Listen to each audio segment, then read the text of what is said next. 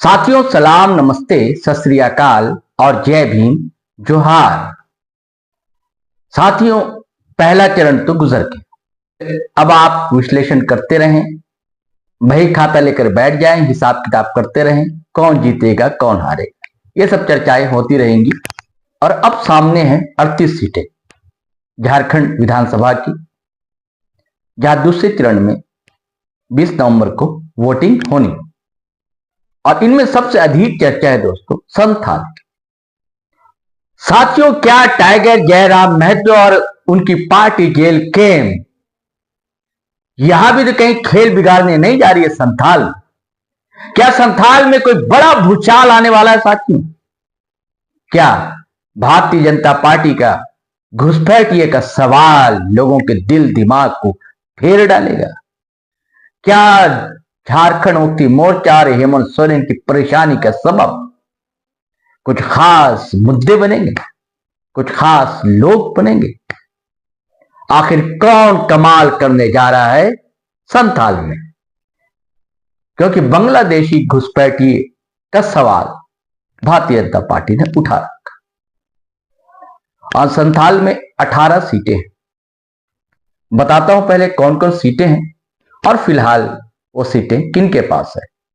मधुपुर, पाकुड़, पोड़ैयाहाट, जामताड़ा, सारठ, महगामा, देवघर, बरहेट, बोरियो, लिट्टीपाड़ा, महेशपुर, शिकारीपाड़ा, दुमका, जामा, नाला, जरमुंडी, राजमहल और गोड्डा।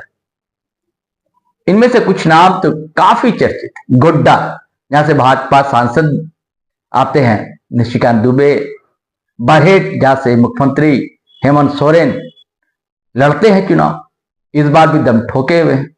बोरियो, जहां से जेएमएम के विधायक थे लोबिन हेम्ब्रम, जो चंपई सोरेन के साथ भाजपा में चले गए, अब तो भाजपा के टिकट पर उम्मीदवार है वहां से। उसके बाद जामा भी बड़ी चर्चित सीट रही। शिबू सोरेन की बड़ी बहू सीता सोरेन जीतती रही, इन्होंने भी दामन थाम लिया बीजेपी का। हालांकि जामा से चुनाव नहीं लड़ रही है, उनको भेज दिया गया जामताड़ा। जामताड़ा से वो इरफान अंसारी के मुकाबले में भाजपा की टिकट पर। और नाला सीट दोस्तों, रविंद्रनाथ महतो जो जीते थे जेएमएम की टिकट पर, स्पीकर रहे थे, उनकी सीट है नाला। और भी कई चर्चित सीटें जैसे कि पाकुड़ है, जहां से आलमगीर आलम, इन पर आरोप लगे भ्रष्टाचार के, वो अभी जेल में है। उसके बाद दीपिका सिंह पांडे की सीट, कांग्रेस की तेज तर्रार महिला विधायक मंत्री भी बनी इस बार, वो महगामा से चुनाव लड़ रही। खैर दोस्तों सारी कहानी हम बताएंगे, आज कुछ चर्चा करेंगे, फिर से सिलसिलेवार बातें अगले वीडियो में आएंगी। अब इनमें से आरक्षित सीटें कौन कौन सी हैं ये बता देता हूं। बोरियो, बरहेट, लिट्टीपाड़ा, महेशपुर, दुमका और जामा, ये शेड्यूल ट्राइब के लिए आरक्षित है, यानी कि आदिवासी को लिए। बाकी शिकारीपाड़ा और देवघर एससी के लिए, यानी दलितों के लिए आरक्षित है। दोस्तों आगे की कहानी बताएंगे हम, इससे पहले आपसे आग्रह है, गुजारिश है कि आप हमारा चैनल सब्सक्राइब कर लें और दोस्तों ज्वाइन कर लें। थोड़ी बहुत राशि का भुगतान करना होगा, आप हमारे सहयात्री बन जाएंगे। और साथियों अधिक से अधिक संख्या में वीडियो शेयर करें, लाइक करें और कमेंट करें। और साथियों कई साथी हमारा नंबर मांग रहे हैं, मैं नंबर बहुत कम देता हूं, कई बार कई वीडियो मैंने दिया भी है। हमारा नंबर है 8083557257। आप पहले लेकिन व्हाट्सएप कर लें, समय ले लें, उसके बाद बात करें। ये साथियों अब थोड़ी देर के लिए ब्रेक लेने दीजिए, फिर अपन बात करते हैं।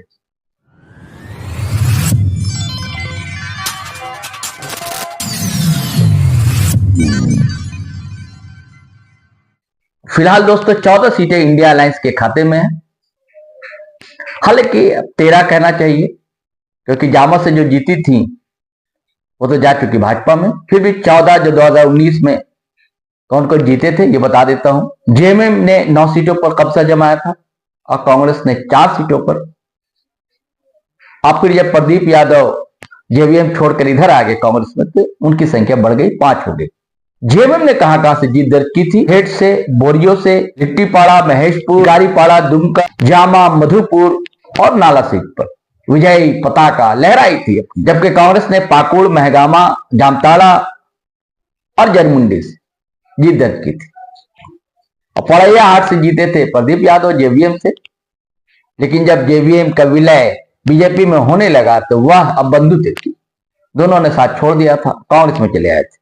अब भाजपा में 2019 में राजमहल, गोड्डा, देवघर और सारठ समेत महज 4 सीटों पर ही अपनी उपस्थिति दर्ज कराई थी। पर जो 18 सीटें हैं उनकी बात कर लेते हैं। किन सीटों पर कौन किस पर भारी है फिलहाल, विस्तार से चर्चा फिर हम अगले वीडियो में करेंगे विधानसभा वार। राजमहल अनंत ओझा की सीट है, बीजेपी से अनंत ओझा, और इनको टक्कर दे रहे हैं एमटी राजा जेएमएम से। कहा जाता है कि बड़े पैसे वाले हैं और बहुत ही लोकप्रिय रहे हैं, कई पार्टियों से चुनाव भी लड़ चुके हैं एमटी राजा। और अनंत ओझा की सीट खतरे में पड़ती हुई दिखाई दे रही है यहां पर। और उसकी वजह महत्वपूर्ण जो है, जेएलकेएम ने मोतीलाल सरकार को उतार दिया है। इस इलाके में कुर्मी सीट, कुर्मी आबादी भी कुछ है, ओबीसी तबका भी है, और बीजेपी से जो नाराज तबका है उसका झुकाव मोतीलाल सरकार की तरफ पड़ रहा है। और इसका नुकसान सीधे सीधे अनंत ओझा को होगा। अनंत ओझा के व्यवहार बात को लेकर कई तरह की शिकायतें सामने आई, जबकि एमटी राजा बड़े व्यवहार कुशल माने जाते हैं। और मोतीलाल सरकार की भी छवि अच्छी खासी। अनंत ओझा की यह सीट मुश्किल में पड़ सकती है। और ये लोबिन हेम्ब्रम जेएमएम से जीते, बड़ा खतियान 1932 का सवाल उठाया करते थे। इन्होंने कुछ काम नहीं किया अपने इलाके में, लेकिन मिलना जुलना रहता है, मांदर लेकर थपक लगाने लगते हैं, ये सब है। कहीं कहीं फुटबॉल मैच करा देंगे, कहीं कुछ और आयोजन में चले जाएंगे, ये सब इनकी पहचान है वहां पर। लेकिन अब वो मुद्दे भूल गए, अब सिर्फ बांग्लादेशी घुसपैठे इसका सवाल उठाते हैं। लेकिन यहां से एक बड़ा मजबूत प्रत्याशी सूर्य नारायण हांसदा, और ये कभी जेवीएम से तो कभी भाजपा से चुनाव भी लड़ चुके, और एक बार तो 25,000 के करीब वोट भी ले आए। बड़ी मजबूत दावेदारी है इनकी वहां पर। लोबिन हेम्ब्रम जो है अब बीजेपी में आ गए हैं, बीजेपी के टिकट पर तो है, छवि भी उनकी ठीक ठाक है वहां पर, इलाके में लोकप्रियता भी है। और जेवीएम का बड़ा कमजोर है प्रत्याशी, लेकिन यहां पर कहा जाता है कि वो धनंजय सोरेन जो है उनका कोई जानता नहीं है इलाके में। महगामा इलाके के रहने वाले हैं, लेकिन बड़े पैसे वाले माने जाते हैं। जेवीएम ने उन्हें टिकट दी। तो यहां देखिए, यहां बाजी पलट भी सकती है, क्या होगा कहा नहीं जा सकता। जेवीएम की स्थिति यहां पर कमजोर दिखलाई देती है। हालांकि अगर ये वोट काटते हैं सूर्यनारायण हांसदा, तो ये वोट काटेंगे बीजेपी खाते का। अब देखिए क्या होता है, देखने की बात होगी। लेकिन बरहेट में तो कहना ही नहीं है। बरहेट सीट तो कहा जाता है कि 90 के बाद से आज तक कोई भाजपा का प्रत्याशी जीता ही नहीं वहां से। हेमलाल मुर्मू कई टर्म रहे वहां से विधायक, 3 टर्म तो लगातार रहे, एक बार और रहे विधायक, 4 बार विधायक रहे। और इधर 2 बार से हेमंत सोरेन है वहां। हालांकि भारतीय जनता पार्टी ने बड़ी कोशिश थी कि उनके जो प्रस्तावक थे हेमंत सोरेन के, मंडल मुर्मू, उनको ही उतार दिया जाए, थोड़ा खेल ही बिगाड़ दिया जाए, लेकिन ऐसा नहीं हो सका। वो टाइमिंग थोड़ा दोस्तों गड़बड़ा गई। भारतीय जनता पार्टी में तो आ गए वो, लेकिन वो जो योजना थी भारतीय जनता पार्टी की, उन्हीं को प्रत्याशी खड़ा करवा दिया जाए, ये नहीं हो सका। तो एक युवा प्रत्याशी वहां से जो आजसू से भी लड़ चुके हैं चुनाव, गमालियल हेम्ब्रम नाम है उनका। अब मैं हेमलाल मुर्मू की बात कर रहा था, वो बीच में बीजेपी में भी चले गए थे, अब फिर जेएमएम में आ गए हैं, और ये ताल ठोक रहे हैं लिट्टीपाड़ा से। बीजेपी ने बाबूलाल मुर्मू, यहां हेमलाल मुर्मू एज में दिखलाई दे रहे हैं। पाकुड़ बड़ी इंपॉर्टेंट सीट, आलमगीर आलम वाली, बड़ा मुकाबला कड़ा है यहां पर, बहुत मुश्किल होगी। आलमगीर आलम की पत्नी को कांग्रेस ने टिकट दिया यहां से, निशात आलम को। वो वोकल नहीं है, बोल नहीं पाती। दूसरी ओर तेज तर्रार अकील अख्तर, जो कई पार्टियों में रहे, विधायक भी रहे, इस बार साइकिल की सवारी कर रहे हैं, यानी कि सपा से टिकट मिली है। और उधर मजलिस ने उतार दिया है AIMIM यानी कि असदुद्दीन वैसी साहब की पार्टी ने भी एक उम्मीदवार उतारा, हाजी तनवीर आलम। लेकिन इन सब के बीच अभी बढ़त दिखलाई दे रहे हैं एनडीए अलायंस आजसू के प्रत्याशी अजहर इस्लाम। इनकी ठीक ठाक लोकप्रियता है, जान पहचान है, काम भी करते हैं ये, और जीतने के पोजीशन में इसलिए बताया जा रहा है दोस्तों, दौरे तो हो ही रहे हैं, बड़े बड़े नेताओं के पीएम भी गए, उस इलाके में गई हैं, संताल में जा ही रहे हैं, और भी दौरे होंगे। सभी तो मुस्लिम ही प्रत्याशी हैं, तो जो मुस्लिम वोट कहा जाता है, मुस्लिम बहुल सीट है, तो वो तो बटेंगे। फायदा ये होगा अजहर इस्लाम को। इस बात आपको पता है कि आजसू का अलायंस है, पिछली बार वाली बात है नहीं। अब यहां जेवीएम का भी कोई प्रत्याशी नहीं, तो अजहर इस्लाम को जो हिंदू वोट एकजुट होकर देगा वहां पर, और कुछ मुसलमानों के बीच भी इनकी पैठ है ही, तो ये एज में दिखलाए फिलहाल दे रहे हैं। इनका मुकाबला बल्कि निशात आलम से नहीं, अकील अख्तर से होगा। महेशपुर में स्टीफन मरांडी हैं जेएमएम से, उनको कोई जीतने से रोक नहीं सकता। नवनीत हेम्ब्रम है बीजेपी की प्रत्याशी, वहां पर शिकारीपाड़ा सीट भी जेएमएम के ही खाते में जाएगी, ऐसा बताया जा रहा है। आलोक सोरेन है वहां से जेएमएम से, और परितेश सोरेन को बीजेपी ने उतारा है। नाला सीट दोस्तों फंसी हुई, स्पीकर है रविन्द्रनाथ महतो, समय कम मिला है इलाके में आने जाने का, तो इसको लेकर बहुत शिकायतें हैं। बीजेपी ने माधव चंद्र महतो को उतारा है। अब देखिए यहां पर क्या होता है।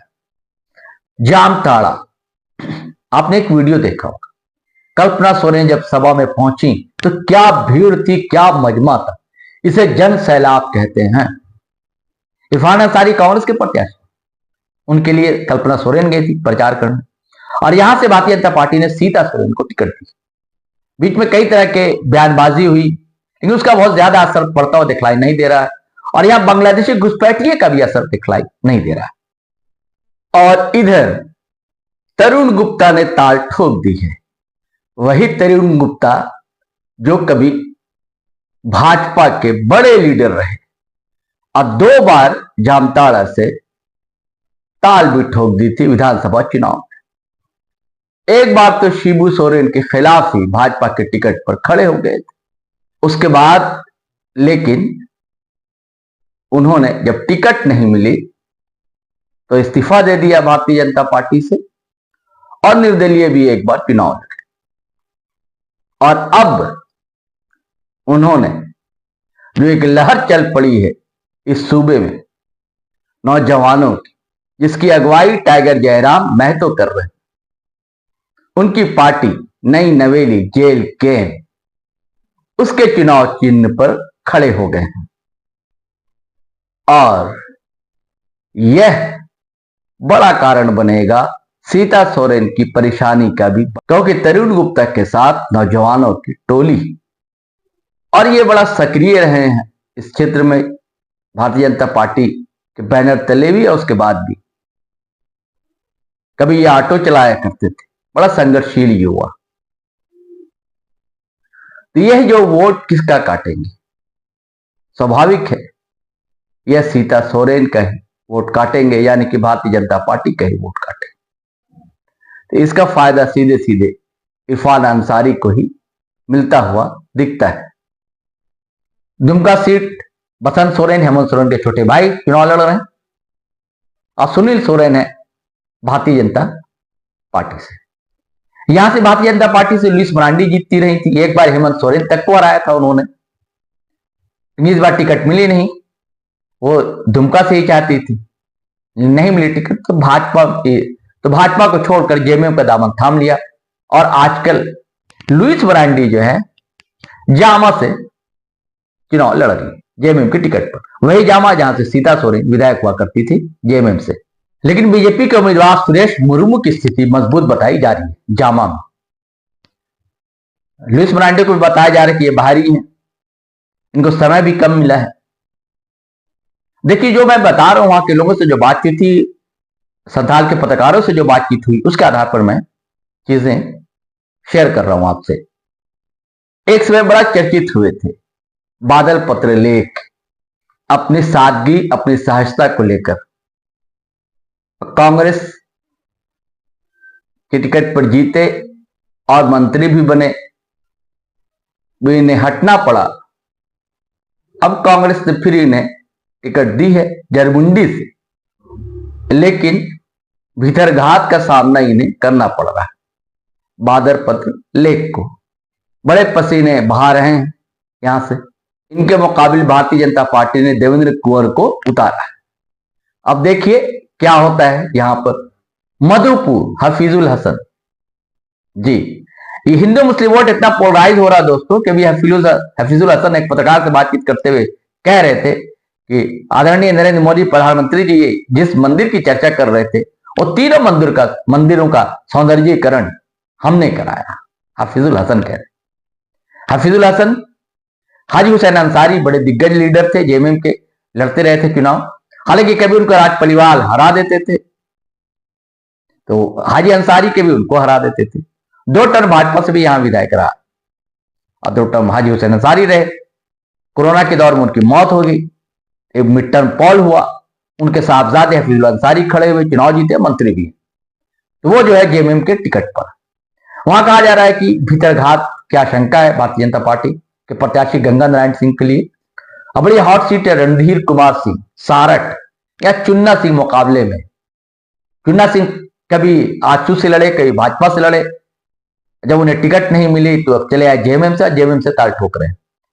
सारठ के इलाके में प्रधानमंत्री नरेंद्र मोदी भी आकर गए और पप्पू यादव थे उस इलाके में चुन्ना सिंह के लिए। चुन्ना सिंह भी बड़े आत्मविश्वास के साथ प्रचार प्रसार कर रहे हैं और कह रहे हैं जीतूंगा तो मैं। अब देखिए क्या होता है, बड़ा शायराना अंदाज में वो बात करते हैं। मुकाबला बहुत कांटो भरा है सारठ में, आसान नहीं है रणधीर सिंह को जीत पाना, बहुत पापड़ बेलने पड़ेंगे। देवघर में बीजेपी की सीट नारायण दास है उम्मीदवार, बीजेपी की सीटिंग सीट है ये, और आरजेडी ने सुरेश पासवान को उतारा। हालांकि आरजेडी के बड़े बड़े दिग्गज नेता भी आए हैं, यादवों की भी अच्छी खासी आबादी है, अब ब्राह्मणों की भी अच्छी खासी आबादी है। देखिए क्या होता है, तक मुकाबला तो बड़ा दिलचस्प होने जा रहा है। देवघर में भी गोड्डा सीट अमित कुमार मंडल, इनकी सीट मुश्किल में पड़ने जा रही। यहां संजय प्रसाद यादव आरजेडी से, ये भी 2 टर्म विधायक रहे हैं। अमित मंडल भी 2 टर्म विधायक रहे हैं। हैट्रिक लगा पाएंगे कि नहीं, दम तो ठोक रहे हैं, लेकिन घड़ी मुश्किल है, क्योंकि टाइगर जयराम महतो ने परिमल कुमार को यहां से उतार दिया है जेल के। और ये सेंध लगाने जा रहे हैं बीजेपी के वोटरों में। महगामा की सीट भी दीपिका सिंह पांडे की फंसी हुई है दोस्तों। इनके मुकाबले में बीजेपी ने अशोक कुमार भगत को उतारा है। और यहां AIMIM से कामरान खान है, जेल कैंप से जवाहर यादव। बड़ा रोचक मुकाबला होगा, क्योंकि जो माइनॉरिटी का वोट है, कुछ मजलिस का उम्मीदवार कामरान साहब काट सकते हैं, तो उधर ओबीसी वोट, कुछ दलित वोट जो बीजेपी की तरफ जाता है, वहां सेंध लगाने की तैयारी जवाहर यादव की। यादव वोट भी काट सकते हैं, क्योंकि यादव वोट ऐसा कई बार है तो शिफ्ट होता है। देखिए क्या होगा। लेकिन सूचनाएं जो वहां से आ रही वो ये कि दीपिका सिंह पांडे सीट अगर निकाल सकी तो बहुत मुश्किल से निकाल पाएंगे, क्योंकि मुकाबला बहुत ही एकदम नेक टू नेक जिसे कहते हैं ना, वो स्थिति वहां पर। तो ये सिनेरियो, ये तस्वीर है दोस्तों। मैं अलग अलग विधानसभाओं की बात में चर्चा करूंगा। इसे महत्वपूर्ण 2 चीजें, एक टाइगर जयराम महतो का फैक्टर और दूसरा बांग्लादेशी घुसपैठी। बांग्लादेशी घुसपैठी का असर आदिवासियों के बीच तो पड़ता दिखलाई नहीं दे रहा, लेकिन बीजेपी का जो कोर वोट है उसको एकजुट करने में सुविधा हो रही, यह फायदा तो मिल रहा है। अभी और दौरे होंगे भारतीय जनता पार्टी के टॉप लीडर्स के, और जेल कैंप के प्रत्याशी लेकिन जहां जहां वो लेकिन उनके ही वोट काट रहे हैं। तो ज्यादातर कहा जाता है कि कुर्मी समाज का वोट, ओबीसी वोट, हालांकि कुछ मुस्लिम वोट और कुछ आदिवासी वोट भी उधर शिफ्ट होता है। लेकिन संथाल में ये स्थिति नहीं थी, कोल्हान में वैसी स्थिति नहीं थी। ये दक्षिणी छोटा नागपुर या बल्कि मैं ज्यादातर कहूं उत्तरी छोटा नागपुर, उधर कुछ मुस्लिम वोट ज्यादा शिफ्ट हो रहा है जलकेम की तरफ, और कुछ आदिवासी वोट भी शिफ्ट हो रहा है। लेकिन संथाल में आदिवासी वोट एकजुट दिखलाई दे रहा है। वो अभी भी हेमंत सोरेन को ही नेता मानता है, और उसके बीच बांग्लादेशी घुसपैठी का कोई मुद्दा ही नहीं। हालांकि ऐसा भी नहीं है कि कहीं की घुसपैठ नहीं हुई होगी, लेकिन यह सवाल ये अब जनता पूछती है, समझदार है, कि भाई घुसपैठ अभी 5 साल में तो नहीं हो गई, अचानक पैराशूट से तो लोग नहीं टपक गए, हो रही तो एक ग्रेजुअली सतत प्रक्रिया होगी, उसकी धीरे धीरे हो रही होगी।